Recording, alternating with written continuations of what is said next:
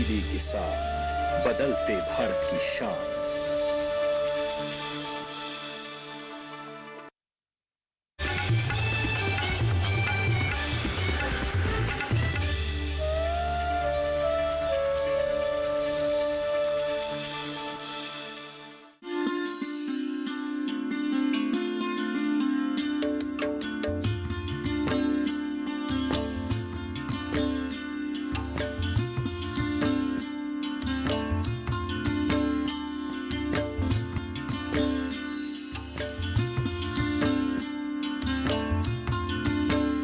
नमस्कार, आप देख रहे हैं दूरदर्शन किसान कार्यक्रम गांव किसान में आप सभी का स्वागत है। मैं हूं ज्योत्सना टंडन।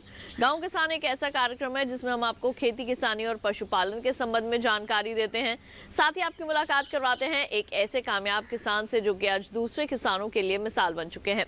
तो आइए अपने आज के गाँव किसान कार्यक्रम की शुरुआत करते हैं।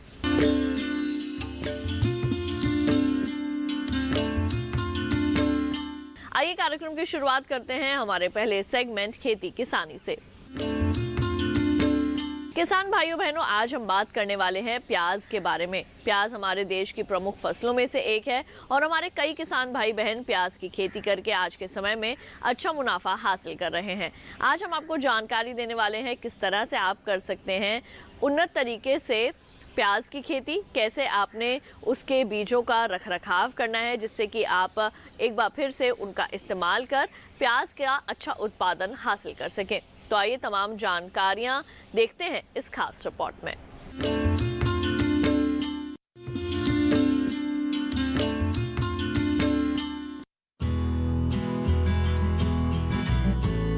भारत के लगभग सभी राज्यों में प्याज की खेती की जाती है।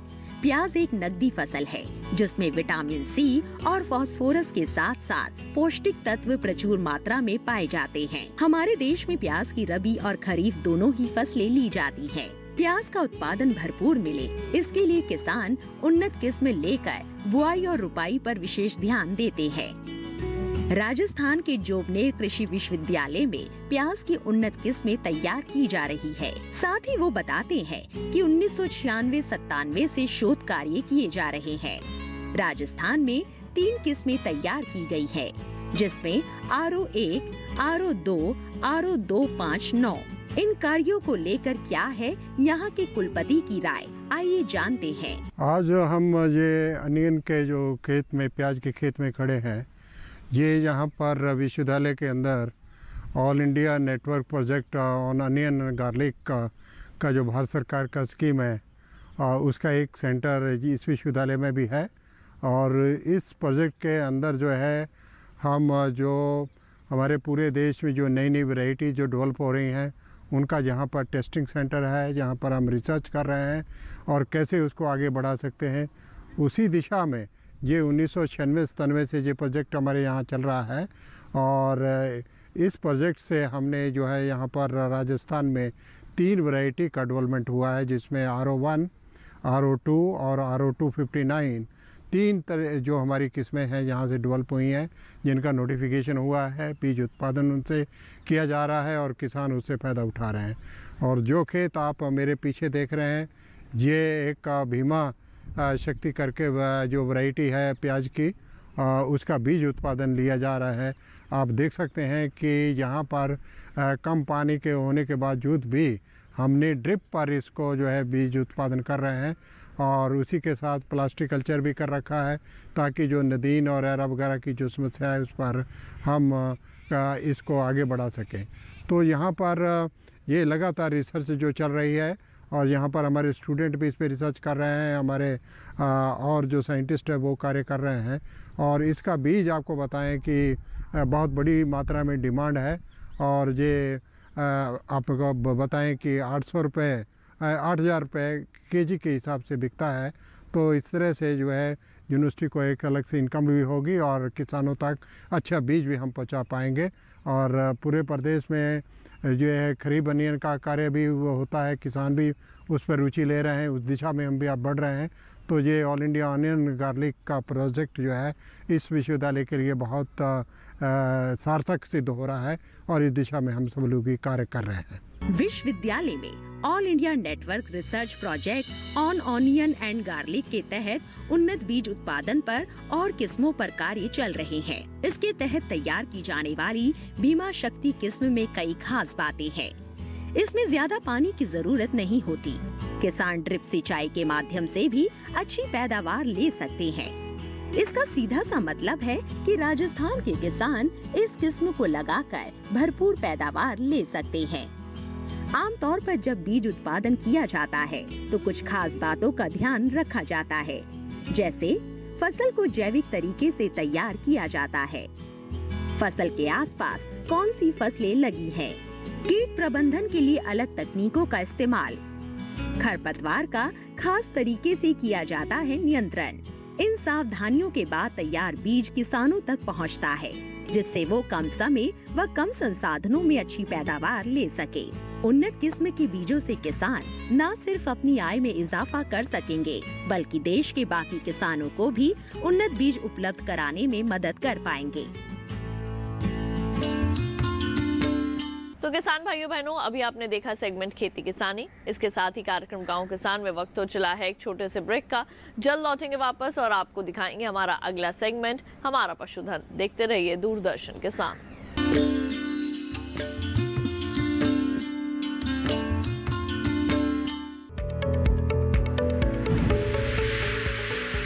खुशहाल होंगे खेत, पशु रहेंगे स्वस्थ, सरकारी स्कीम का होगा लाभ, जब एक्सपर्ट्स का मिलेगा साथ, आपके सवाल विशेषज्ञों के जवाब, सिर्फ एक फोन कॉल की दूरी पर। देखिए किसानों का अपना प्रोग्राम हेलो किसान, सोमवार से शुक्रवार शाम 6 बजे से सिर्फ दूरदर्शन किसान पर।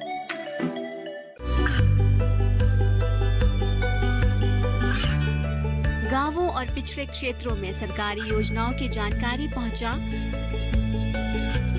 देश में कौशल और क्षमता विकास कर ग्रामीणों को सामाजिक बदलाव और विकास से जोड़ने की दूरदर्शन किसान की पहल चौपाल चर्चा देखें सोमवार से शुक्रवार सुबह 9 बजे।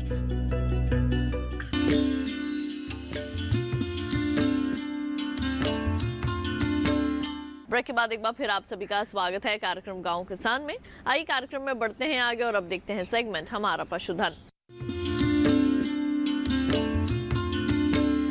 किसान भाइयों बहनों, मछली पालन एक उभरता हुआ व्यवसाय है और आज के समय में कई किसान भाई बहन मछली पालन करके अच्छा आर्थिक मुनाफा हासिल कर रहे हैं। आज हम आपको जानकारी देने वाले हैं किस तरह से मीठे पानी में आप कर सकते हैं मछली पालन। मछली पालन के दौरान कौन कौन सी सावधानियां बरतने की आवश्यकता है, इसके साथ ही कौन कौन सी मुख्य बातें हैं जिनको ध्यान में रखना जरूरी है। आइए तमाम बातें जानते हैं इस खास रिपोर्ट में।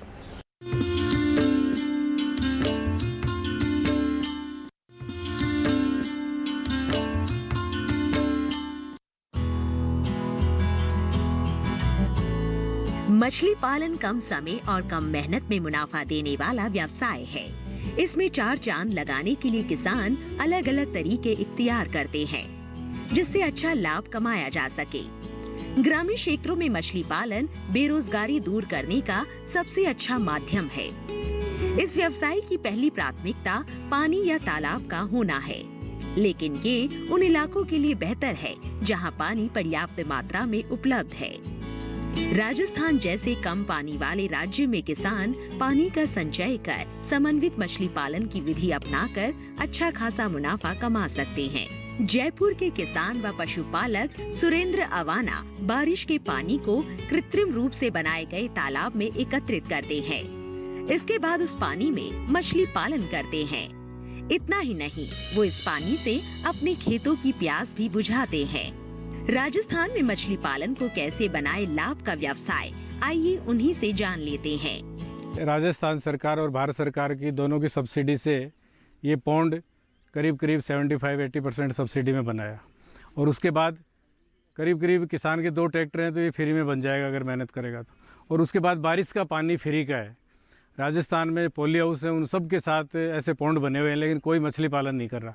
तो मेरा राजस्थान के किसान और युवाओं से और ख़ास तौर से देश के उनसे कि इस पौंड के साथ बरसात के पानी में आप मछली पालन करिए, बतख पालन करिए, उसके अलावा सीप में मोती भी पैदा कर सकते हो।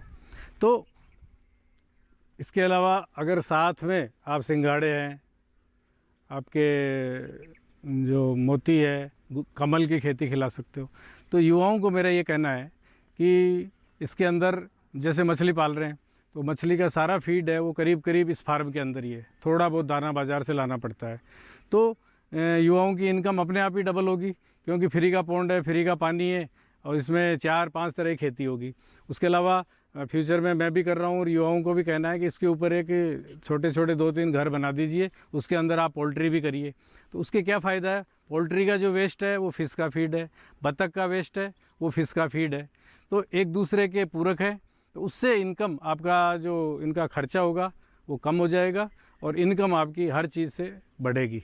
तो युवाओं को मेरा ये कहना है, जैसे हमारे प्रधानमंत्री कर रहे हैं वोकल फॉर लोकल, तो इसके अंदर यहीं आप एग बेचिए, फिश बेचिए, इसके अंदर मोती पैदा करोगे वो भी उसकी मार्केटिंग करिए। तो इस तरह से युवाओं को काफ़ी संभावना है। आजकल के युवा क्या है, परंपरागत खेती है, फसल है, सब्जी वो नहीं करना चाह रहे। तो ये एक तरह से छोटी इंडस्ट्री हो गई।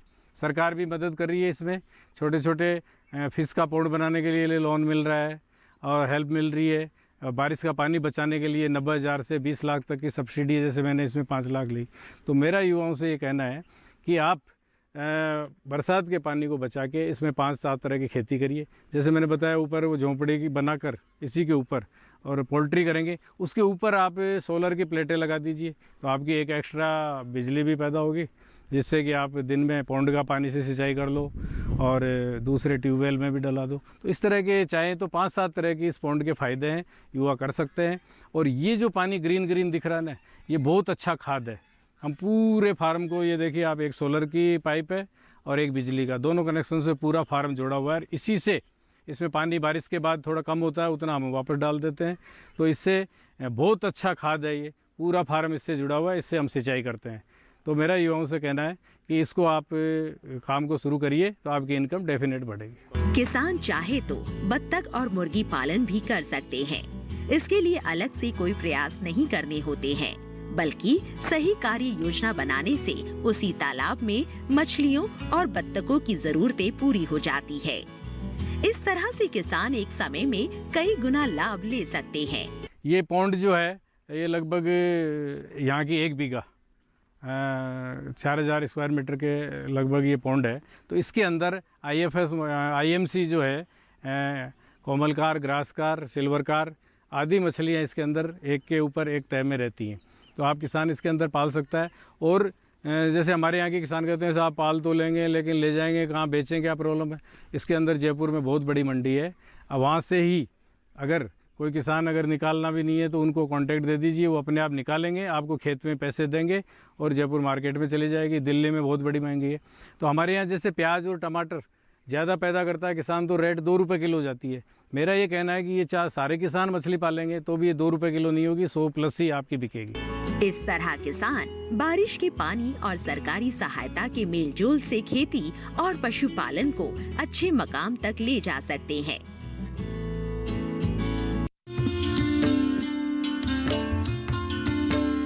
तो किसान भाइयों बहनों, अभी आपने मीठे पानी में मछली पालन के बारे में जाना। आइए कार्यक्रम में बढ़ते हैं आगे और अब एक नजर डाल लेते हैं इस माह के पशुपालक कैलेंडर पर। अप्रैल माह का पशु कैलेंडर 2021।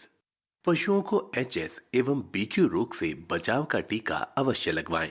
इस माह में अधिक गर्मी की संभावना रहती है। पशुओं में जल व लवण की कमी, भूख कम होना एवं कम उत्पादन अधिक तापमान के प्रमुख लक्षण हैं। अतः इससे पशुओं को बचाने का प्रयास करें। पशुओं को दोपहर में छाया वाले एवं हवादार स्थान में रखें। पशुओं को दिन में कम से कम 4 बार पानी पिलाने का प्रयास करें। थनैला रोग की पहचान और निदान के उपाय करें। गाभिन पशुओं को अतिरिक्त आहार दें एवं ब्याने वाले पशुओं को प्रसूति बुखार से बचाने के लिए 50 से 60 ग्राम खनिज मिश्रण नियमित रूप से दें। मुर्गी पालक फार्म की सफाई पर विशेष ध्यान दें। लिटर सूखा एवं स्वच्छ रखें और मुर्गियों में कृमिनाशक दवा का इस्तेमाल पशु चिकित्सक की सलाह से अवश्य करें। पानी की समुचित व्यवस्था रखें। पशुओं को बाह्य परजीवी से बचाने के लिए पशु चिकित्सक की सलाह से दवा का छिड़काव नियमित रूप से करें। पशुओं को संक्रामक रोग जैसे गला घोटू, ब्लैक क्वार्टर यानी लंगड़ी रोग के रोग रोधी टीके समय पर लगवाएं। इस मौसम में पशुओं में लवण, विशेषकर फास्फोरस की कमी के कारण पाइका के लक्षण नजर आने लगते हैं, अर्थात पशु पेशाब, मिट्टी आदि चाटने या पीने लगते हैं। अतः पशुओं को खनिज लवण मिश्रण अवश्य दें। प्रोटीन, कार्बोहाइड्रेट, खनिज, विटामिन सभी संतुलित मात्रा में प्राप्त करने के लिए पशुपालक एजोला घास का प्रयोग करें।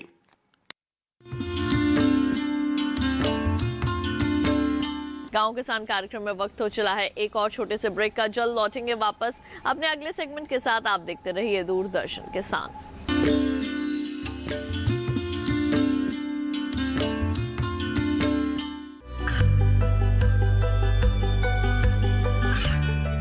गांवों और पिछड़े क्षेत्रों में सरकारी योजनाओं की जानकारी पहुंचा। देश में कौशल और क्षमता विकास कर ग्रामीणों को सामाजिक बदलाव और विकास से जोड़ने की दूरदर्शन किसान की पहल चौपाल चर्चा देखें सोमवार से शुक्रवार सुबह 9 बजे।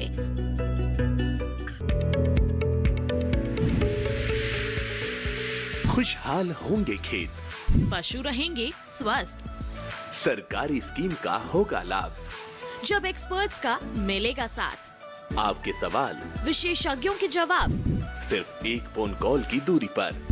देखिए किसानों का अपना प्रोग्राम हेलो किसान, सोमवार से शुक्रवार शाम 6 बजे से सिर्फ दूरदर्शन किसान पर।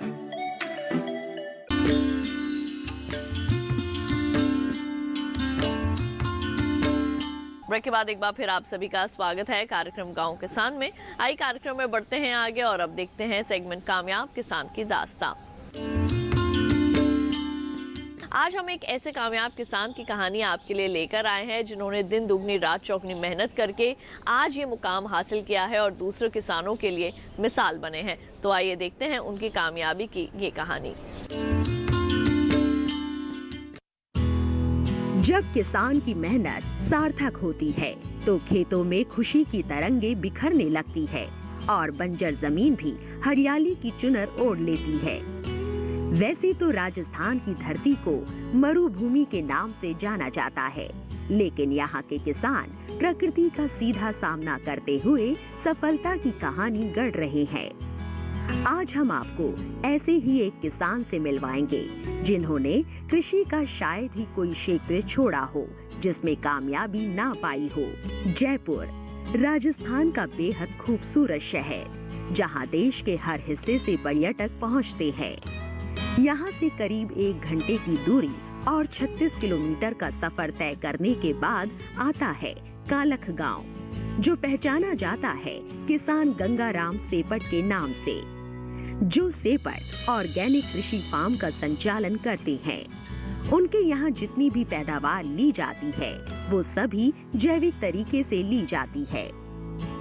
गंगाराम कृषि के साथ साथ बहुत कुछ करते हैं, जैसे जैविक खेती, पॉली हाउस में खेती, पशुपालन, मछली पालन, जल संचय करना और सोलर पैनल लगाकर बिजली का इस्तेमाल कर खेती के हर कार्य को संपन्न कर रहे हैं। वो बताते हैं कि आज वो जिस मकाम पर है उसके पीछे उनकी व उनके परिवार की मेहनत तो है ही, साथ ही सरकार का पूरा सहयोग भी रहा। सरकारी योजनाओं का लाभ लेकर गंगाराम ने अपने कार्य क्षेत्र में इजाफा किया। आज उनके खेतों में हर तरह की फसलें लहलहा रही है, जिसमें विदेशी सब्जियां भी शामिल है। उनके खेतों की सब्जियां बड़े शहरों तक पहुंचाई जाती है, जिससे परिवार को अच्छा खासा मुनाफा हो रहा है। कि राजस्थान में पानी की काफ़ी कमी है, रेगिस्तान है, और इस वजह से हम लोग बरसात का एक एक बूंद इकट्ठा करते हैं। मेरे पास में पॉली हाउस हैं, पॉली हाउसों के ऊपर जितनी भी बारिश होती है उन सबको मैं पाइप के द्वारा मेरे फार्म पॉन्ड के अंदर लेके आता हूँ। फार्म पॉन्ड में जो साइज़ है मेरी 50 बाई 50 मीटर का, लगभग 75 लाख लीटर पानी इसके अंदर हम बरसात का पूरा पानी इकट्ठा करते हैं और इसी के आधार पर पूरे साल भर हम लोग सिंचाई करते हैं। इसके फार्म पॉन्ड के जो है भारत सरकार का जो स्कीम है NHM और NHB दोनों के द्वारा 50% सब्सिडी मिलती है। इसमें मेरे जो है इस फार्म पॉन्ड बनाने में 8,35,000 रुपया खर्चा हुआ था तथा सब्सिडी के रूप में मुझे 5 लाख रुपए मिले थे। साथ ही फार्म पॉन्ड से जो पानी की सिंचाई करने के लिए मेरे पास में सोलर पैनल है। सोलर पैनल पे भी मैंने सब्सिडी ली है। 3 HP का इसमें मैंने कनेक्शन ले रखा है और जिसमें 67,000 रुपये मेरे फार्मर शेयर के लगे हैं। साथ ही इसमें 1,32,000 रुपये मेरे अनुदान प्राप्त हुआ है। इस फार्म पॉन्ड के अंदर मैंने 7 प्रकार की मछलियाँ डाल रखी, जिसमें 3 प्रकार की देसी मछलियाँ हैं और 4 प्रकार की विदेशी मछलियाँ हैं, जो अलग अलग लेयर में अपना भोजन करती है। और देसी मछलियों में कटला है, रोहू है और मरगला है, और विदेशी में कॉमन कॉर्प है, गोल्डन कॉर्प, सिल्वर कॉर्प और ग्रास कॉर्प है। इन मछलियों को हमारे पास में विशेष प्रकार के कोई भोजन की आवश्यकता नहीं है, क्योंकि हमारे खेत में जो भी वेस्टेज पदार्थ होता है हम लोग मछलियों के लिए डाल देते हैं। इसके अलावा जो हमारे और भी कई बार क्या होता है, वेस्टेज पदार्थ कम होता है तो हम बाजरे का दाना और सरसों की खली मिलाकर इनको भिगो कर देते हैं। और जो मछलियों का वेस्टेज है वो हमारे खेत के लिए, हमारी फसल के लिए उर्वरक शक्ति बढ़ाने का काम करता है।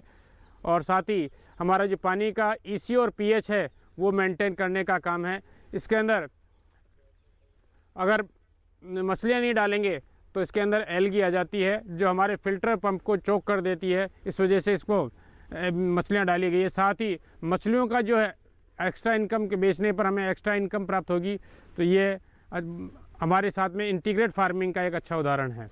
मैं सभी युवा साथियों से ये सलाह देना चाहता हूँ कि अपने फार्म खेत के अंदर बरसात के पानी को इकट्ठा करें, उसमें पॉन्ड बनाएं, मछली पालन कर सकते हैं, साथ में खेती कर सकते हैं और अपने आप को आत्मनिर्भर बना सकते हैं। किसी भी और कहीं जाने की आवश्यकता नहीं है, क्योंकि आज भारत सरकार की और स्टेट गवर्नमेंट की बहुत अच्छी स्कीमें हैं, जैसे पोली हाउस लगा सकते हैं, ड्रिप सिंचाई यंत्र है, सोलर सिस्टम है। इन सब का उपयोग करके अपने अच्छे से नई तकनीकी के द्वारा खेती कर सकते हैं और अच्छा लाभ और मुनाफा कमा सकते हैं।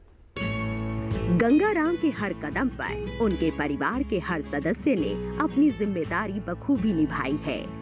परिवार में पुरुष वर्ग खेती को संभालते हैं, वहीं महिलाएं पशुओं की देखभाल के साथ बाकी काम संभालती हैं। हम ऑर्गेनिक खेती कर रहे हैं। हमारे पास 5 भैंस है, मुर्रा और 3 गायें हैं, जो हम खेत में चारा उपाड़ते हैं, खरपतवार, उसको हम चारे के रूप में गाय भैंस के काम में लेते हैं। 2 टाइम इनका दूध काम में लेते हैं, निकालने में चारा डालते हैं, गोबर डालते हैं, वो सब काम में लेते हैं। और इसको बंटा देते हैं 2 टाइम। और इसका गोबर है जो हमारे खेत में काम आता है। सुबह शाम इनको 3 बार चारा डालना पड़ता है और बाकी इनका 2 बार दूध निकालना पड़ता है। इनको 2 बार पानी पिलाना पड़ता है और 2 बार दूध निकालते हैं। रात में सर्दी के टाइम में अंदर रखते हैं और धूप के टाइम में बाहर रखते हैं। और गर्मी के टाइम में दिन में, धूप के टाइम में अंदर रखते हैं और बाहर शाम सुबह बाहर रखते हैं, रात को भी बाहर रखते हैं गर्मी के टाइम में। गर्मी ना लगे इसके रंजका देते हैं, इनको नहलाते हैं, टाइम से पानी पिलाते हैं, छाया में बांधते हैं। इसके गर्मियों में इनको नहला देते हैं और बाहर छाया में बांध देते हैं। खाने पीने में चारा डालते हैं, हरिया जो खरपतवार निकालते हैं वो डाल देते हैं। और बंटे के रूप में जो बंटा होता है, हमारे बाजरा होता है, गेहूँ होते हैं, जो उनको रांध के इनको खिलाते हैं बंटे के रूप में। भैंस का दूध 10 से 12 लीटर होता है और गाय का 15 से 20 लीटर होता है। तो हम जैसे घर में 20 लीटर काम आता है तो वो रखते हैं और बाकी का हम डेयरी में देते हैं। और जैसे गिर गाय का दूध या घी किसी को चाहिए तो हम वो भी उपलब्ध करते हैं। और गाय का गूंत होता है, उसको हम फसल में काम में लेते हैं, गोबर को भी काम में लेते हैं। हम जीविक भी जैसे इसको काढ़ा वाड़ा भी देते हैं, अजवान वगैरह खिलाते हैं और उससे इलाज भी करते हैं, नीम के पत्ते खिलाते हैं। और बाकी नहीं होता पाता है तो डॉक्टर को भी दिखाते हैं। घर में सजे सारे पुरस्कार इस बात को स्पष्ट करते हैं कि सेपट परिवार अपने क्षेत्र ही नहीं बल्कि पूरे राजस्थान के लिए किसी मिसाल से कम नहीं, जो प्राकृतिक संसाधनों को बेहतर इस्तेमाल कर खेती को नए आयाम देने में सफल रहे हैं। आज कालक की जो तस्वीर है उसके पीछे किसानों की अथाह मेहनत छुपी है, जो आने वाली पीढ़ी के लिए किसी अनुपम भेंट से कम नहीं है।